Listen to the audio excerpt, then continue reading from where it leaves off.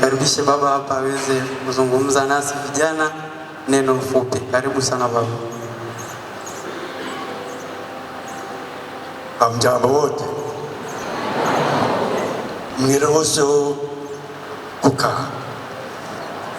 Mgongo wa zamani kidogo. Mimi nawashukuru sana kuwa pamoja nanyi. Unanipa damu mpya katika uzee wangu. Unanifurahisha kweli kweli. Asante. Mimi ni padre mshauri wa SPT wa Some wa Kristo, na ni furaha yetu kuwa pamoja nanyi leo na siku zote. Tutaendelea kushirikiana nanyi katika kutangaza neno la Mungu. Sina mengi ya kusema, na kusema mambo mawili. Moja, katika Injili Yesu aliwaalika watu kuwa wafuasi wake.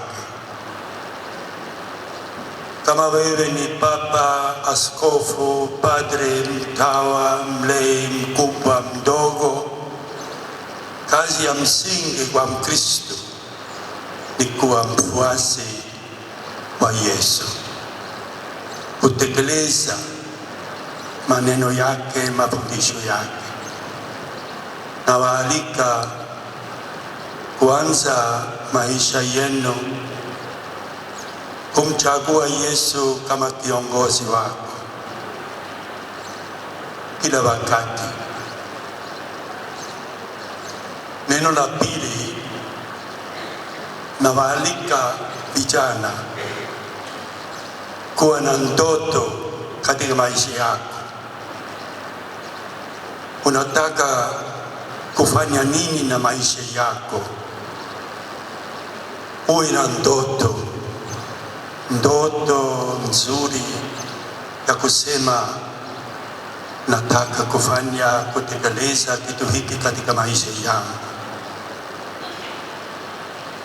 Mwaka 1957 ni zamani kidogo.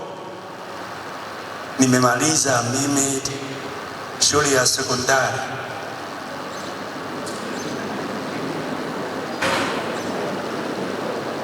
Na mwisho wa sekondari unajiuliza nitafanya nini? Na mimi vile vile nimejiuliza nifanya nini na maisha yangu. Na nilipata ndoto ya kuwa misionari.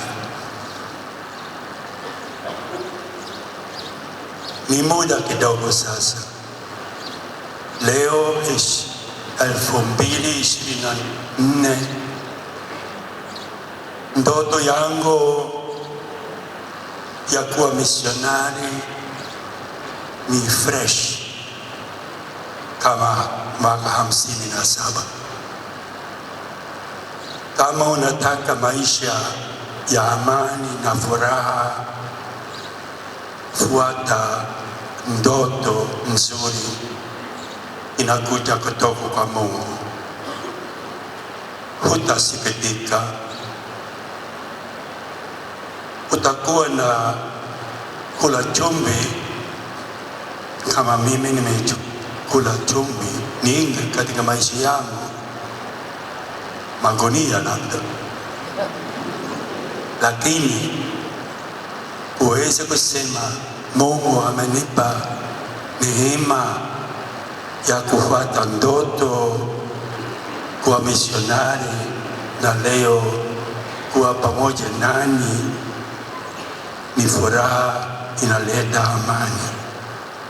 Nawaalika, chagua ndoto nzuri katika maisha yako. Asante kwa kunisikiliza.